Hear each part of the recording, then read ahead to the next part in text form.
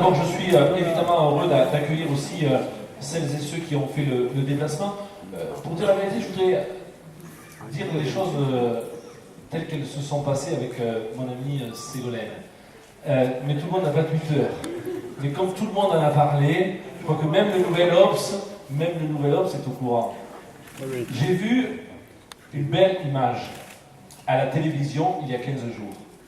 Ségolène Royal et José Bové, qui sont deux amis, étaient l'un et l'autre pour se battre sur une même cause, celle des OGM. Pour dire, nous ne voulons pas d'OGM. Ségolène l'a rappelé tout à l'heure, elle est très engagée dans ce combat. Puis il y a aussi quelqu'un qui est très engagé dans ce combat. Moi je suis content de l'avoir avec moi ce soir, c'est mon ami Philippe Martin. Lui, il a été le premier président de conseil général à interdire les OGM chez lui. Il a été traîné devant les tribunaux. Enfin, il a fait des tas de choses sur les OGM. C'est lui qui a mené des combats juridiques contre les OGM et contre les grandes firmes. Et donc, moi, je vois à la télévision Ségolène et José.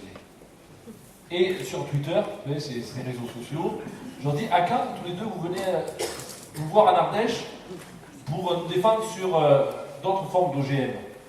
Ça s'appelle les gaz de schiste, c'est quoi? Les OGM, on n'en veut pas non plus, on l'a déjà dit. Mais sur les gaz de schiste, chez nous, ça vous faut venir. Elle m'a répondu, c'est quoi? Elle me dit, chiche, je viens quand tu veux. Je lui ai dit, ça tombe bien, on a une réunion ce soir. Et ce soir, ils sont, je ne sais pas, 8 à 900, peut-être un peu plus. Il y en a même dehors qui ne sont pas contents parce qu'ils n'entendent rien. Alors, le message qu'on veut faire passer ce soir, d'abord, ce n'est pas un message politicien. Parce que ce soir, dans la salle, il y a des gens qui ont des sensibilités différentes, d'autres d'ailleurs qui naviguent un peu par-ci, par-là, peu importe. C'est pas politique nos affaires. Moi je vous le dis. On fait pas politique si c'est politique, c'est avec un grand P à ce moment-là. Politique avec un grand P.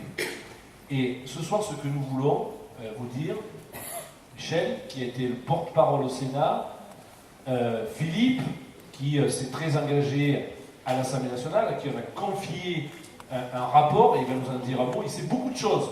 Moi je l'ai vu cette semaine, puisqu'on a voté le texte et j'étais le responsable de mon groupe. Je vais répondre sur les contrats, et Philippe, et puis les collectifs. Tout ça, c'est vous.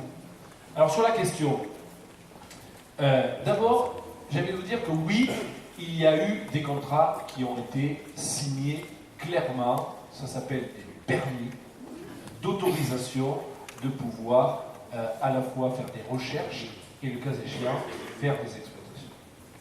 Et qu'est-ce qui fait qu'au fond, nous n'avons pas accepté la loi telle qu'elle nous est proposée? Je vais vous dire, au fond, c'est très simple. La loi a modifié l'article 2 tel que nous l'avions présenté au départ. La loi elle disait en gros abrogation des permis autorisant les recherches et l'extraction de gaz de schiste, avec effet rétroactif. Or, on nous a dit, l'article tel que vous proposez, il n'est pas bon. Il n'est pas bon. Parce que les permis sont muets. Ça veut dire quoi, les permis muets? Ça veut dire que, compte tenu du fait qu'il y a eu des permis, des autorisations administratives, clairement, ils ne disent pas comment ils vont faire. Et donc, à partir de là, il vaut mieux qu'on modifie l'article 2 et qu'on dise, en gros, voilà, on demande aux sociétés qui ont eu les permis de bien vouloir nous dire comment elles vont faire, et si elles utilisent la fracturation hydraulique, on les interdira.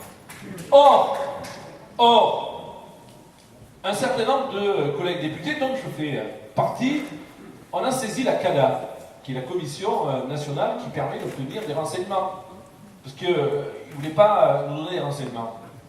Et la CADA nous a donné les permis, ceux qui ont été signés, on va dire par hasard, semble-t-il, par le ministre de l'Environnement.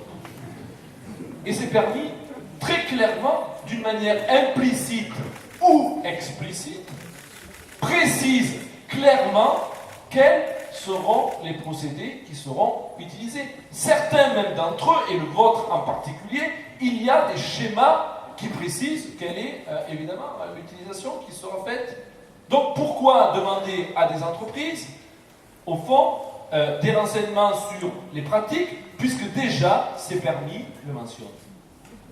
On nous prend pour des imbéciles. Et comme l'a dit Yann tout à l'heure, tout ce qui est aujourd'hui présenté est en réalité présenté de la manière suivante. On interdit d'un côté, mais on autorise expérimentalement de l'autre. Chez nous, en Ardèche, on dit on fait sortir le type par la porte pour le faire rentrer par la fenêtre. Et donc, ça, c'est pas acceptable. On nous prend pour des imbéciles. Donc, le Sénat, parce que l'affaire Michel, il nous dira tout à l'heure, mais sur ce sujet-là, croyez-moi que le combat est loin d'être terminé, que nous allons, je vous le dis, devant Philippe, c'est le chef, il dira après. Sinon, le kidnappe, il reste à l'Ardèche. Nous allons aller devant le Conseil constitutionnel. Nous allons aller devant le Conseil constitutionnel pour dire que la loi qu'ils ont fait voter est une loi nulle et non avenue. Et que deuxièmement, en même temps que nous allons déposer un recours devant le Conseil constitutionnel avec tous les députés qui le souhaitent, quelle que soit leur tendance politique. Moi j'en ai parlé déjà à Yves Cochet, il m'a dit banco j'y vais. Clairement. Bon, tous ceux qui le souhaitent pourront déposer avec nous le recours. Et dans le même temps qu'on dépose ce recours, on déposera un nouveau texte de loi qui dira clairement, Michel pourra en parler, Philippe pourra en parler, à l'article 2, abrogation pure et simple des permis de recherche et d'exploitation des gaz de schiste. Ce n'est pas la peine d'en dire plus. Ce que nous voulons, c'est une loi qui soit simple et compréhensible par tous. Ni gaz de schiste en Ardèche, ni gaz de schiste en France.